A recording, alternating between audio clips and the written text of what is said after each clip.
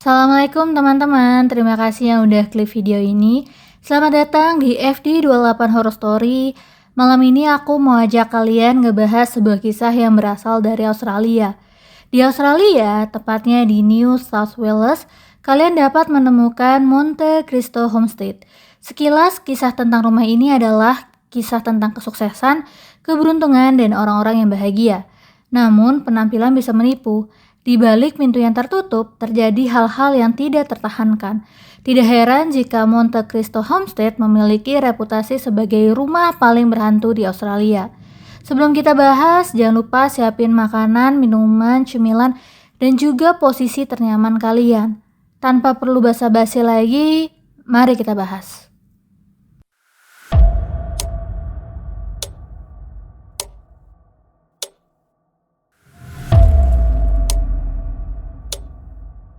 Christopher William Crowley lahir di Sydney, Australia pada tahun 1841. Karena selalu tertarik pada pertanian, ia membeli 2 bidang tanah di atas Bukit June dan menikahi seorang perempuan bernama Elizabeth Carl pada tahun 1860. Elizabeth adalah seorang perempuan wirajuri kelompok aborigin terbesar di Australia. Ia menyamar sebagai orang kulit putih agar dapat diterima oleh masyarakat. Meskipun keluarga Crowley mengalami kesulitan keuangan untuk waktu yang cukup lama, mereka awalnya tinggal di rumah lempengan di properti tersebut dan kemudian pindah ke Pondok Bata. Pada tahun 1878, Christopher memperoleh izin hotel segera setelah jalur kereta api Great Southern dibuka di June. Ia segera memiliki Railway Hotel, sebuah bangunan yang sangat menguntungkan dan menjadi salah satu orang terkaya di kota itu. Ia begitu kaya sehingga ia pensiun dini dan pada tahun 1884, Monte Cristo Homestead miliknya sedang dibangun. Lagi pula ia membutuhkan rumah yang sesuai dengan status sosialnya untuk dirinya sendiri, Elizabeth dan ketujuh anak mereka. Pondok Bata asli mereka diubah menjadi tempat tinggal bagi para pelayan mereka yang banyak dan rumah dari plat tersebut menjadi kandang kuda keluarga Crowley. Rumah pertanian ini dibangun dari batu bata sandstone yang dibakar di lokasi. Jadi guys, sandstone ini pada dasarnya adalah batu bata tanah liat yang dilapisi oleh pasir. Dinding lantai pertama setebal 45 cm dan lantai atas setebal 23 cm. Dan dinding tersebut dibuat dengan sangat baik sehingga saat ini tidak ada satu retakan pun yang terlihat pada bangunan tersebut. Di dalamnya, langit-langit setinggi 3,5 meter terbuat dari kayu pinus siprus, kayu bubut, dan plester. Setelah rumah mereka dibangun, keluarga Crowley melempar bola untuk teman-teman mereka yang sopan dan menyelenggarakan pertandingan tenis dan turnamen golf di lapangan golf yang pertama di wilayah itu. Saudara perempuan Crowley yang bernama Lillian, Lydia, Florence, dan Angela yang biasa dipanggil Peach memiliki banyak bakat. Mereka masing-masing memainkan alat musik dan unggul dalam seni, seperti Lillian menjadi pianis dan komposer ulung. Sedangkan ibu mereka, si Elizabeth, gemar mengenakan gaun rendah hitam berkerah manik-manik dengan topi yang senada, dan sering dibandingkan dengan Ratu Victoria dalam hal gayanya. Ia juga konon memerintah rumah dengan tangan besi yang menular ke para pelayan yang sering menceritakan kisah-kisah mengerikan tentang perlakuan yang diterima mereka baik dari nyonya rumah maupun dari Christopher sendiri. Christopher Crowley meninggal dunia di rumah itu sendiri pada tanggal 14 Desember 1910 akibat kombinasi gagal jantung dan keracunan darah. Keracunan darah tersebut disebabkan oleh karbunkel di lehernya. Karbunkel tersebut terinfeksi karena bergesekan dengan kerahnya yang dikanji. Istrinya, Elizabeth Crowley, tidak sanggup menerima kematian suaminya. Ia mengunci diri di dalam rumah, menghabiskan sebagian besar waktunya di loteng, tempat ia membangun sebuah kapel kecil. Dalam sisa hidupnya yang berusia 23 tahun, ia hanya meninggalkan rumah 2 kali. Akhirnya istrinya meninggal dunia di rumah tersebut pada usia 92 tahun, tepatnya pada tanggal 12 Agustus 1933 karena usus buntu yang pecah. Keluarga Crowley tetap tinggal di rumah tersebut hingga tahun 1948, tetapi pada saat itu kondisinya sudah mulai rusak dan sebagian besar perabotannya terpaksa dijual. Rumah itu terbengkalai selama lebih dari 1 dekade. Kemudian pada tahun 1963, Monte Cristo Homestead mengalami kelahiran kembali dan kebangkitan total ketika Olive dan Reginald Ryan membeli seharga 1.000 pound.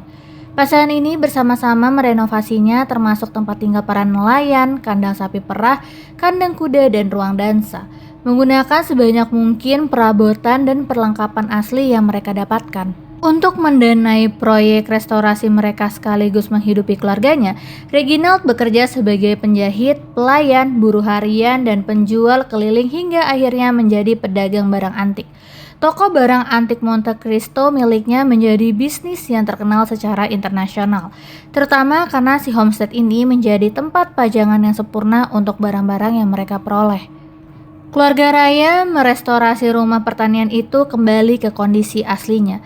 Pada tahun 1986, keluarga Ryan berhenti berdagang barang antik dan akhirnya membuka homestead sebagai museum yang juga mengajak pengunjung untuk bertamasya. Mereka mengubahnya menjadi museum untuk tur termasuk museum boneka. Mereka juga memiliki toko barang antik di sana. Reginald meninggal pada tahun 2014 tetapi istrinya si Olive masih tetap tegar.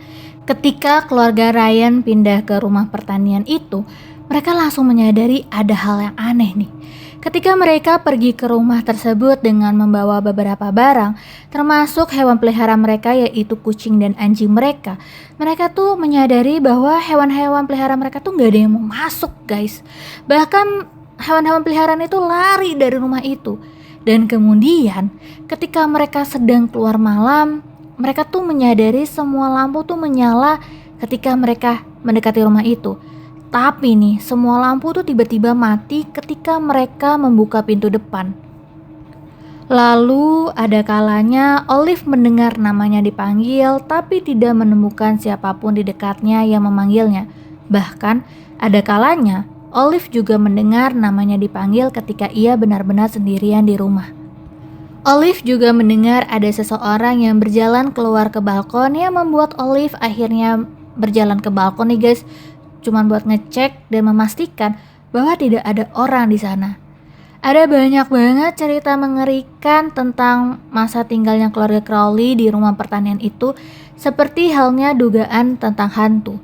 Seperti seorang pembantu jatuh dan tewas dari balkon lantai 2, ada noda pemutih permanen di tempat darahnya yang padahal udah digosok guys. Ternyata pembantu itu dikabarkan mengandung anak Tuan Crowley. Atau juga cerita tentang cucu perempuan Crowley yang bernama Ethel meninggal pada usia 10 bulan pada tahun 1917 ketika pengasuhnya secara tidak sengaja menjatuhkannya dari tangga. Atau cerita tentang Morris, seorang petugas kandang kuda, suatu hari itu terlalu sakit dia untuk kerja. Tapi Tuan Crowley yang mengira anak itu pura-pura sakit akhirnya membakar kasus jeraminya untuk membangkunkannya dari tempat tidur. Anak itu tuh sebenarnya gak pura-pura sakit guys. Akhirnya anak tersebut tewas dalam kobaran api.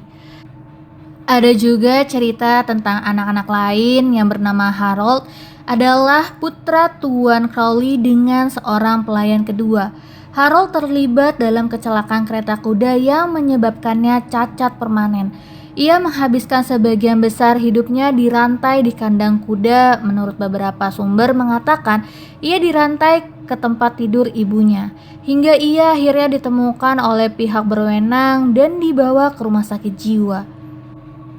Kini Olive Ryan masih tinggal di Monte Cristo Homestead bersama putra sulungnya yang bernama Lawrence, seorang stuntman motor dan pemegang rekor dunia.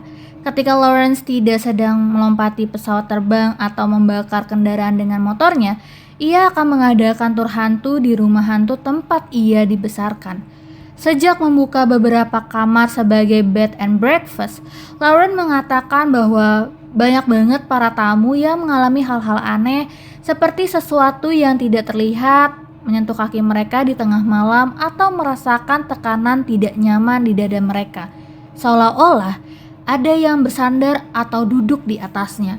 Beberapa melihat penampakan berdiri di kaki tempat tidur mereka, menatap mereka, dan beberapa melaporkan orang-orang berjalan mondar-mandir di lorong di luar kamar mereka. berhenti sejenak untuk menggoyang-goyangkan gagang pintu seolah-olah mereka tuh mencoba masuk. Dan tentu aja ketika mereka memeriksa, tidak ada siapa-siapa tuh di luar pintu mereka. Dan juga ada banyak laporan tentang suara-suara tanpa tubuh. Akhirnya beberapa tamu ini menyerah dan memilih tidur di mobil daripada berusaha bertahan semalam di dalam rumah tersebut.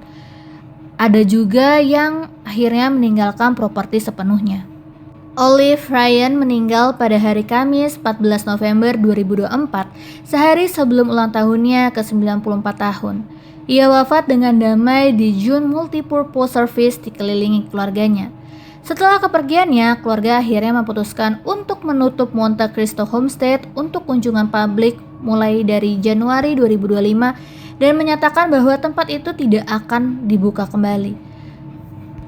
Monte Cristo Homestead bukan sekedar rumah tua. Bagi sebagian orang ia adalah saksi bisu sejarah kelam, tapi bagi orang lain ia adalah rumah bagi arwah yang tidak pernah tenang. Kini setelah kepergian Olive pada tahun 2024, pintu homestead itu telah ditutup selamanya. Tidak ada lagi tur, tidak ada lagi cahaya lampu, hanya sunyi yang menyelimuti dinding-dindingnya. Namun, apakah benar kisahnya berhenti di sini? Atau roh-roh yang menghuni Monte Cristo itu masih akan terus bergentayangan menunggu siapapun yang berani mendekat?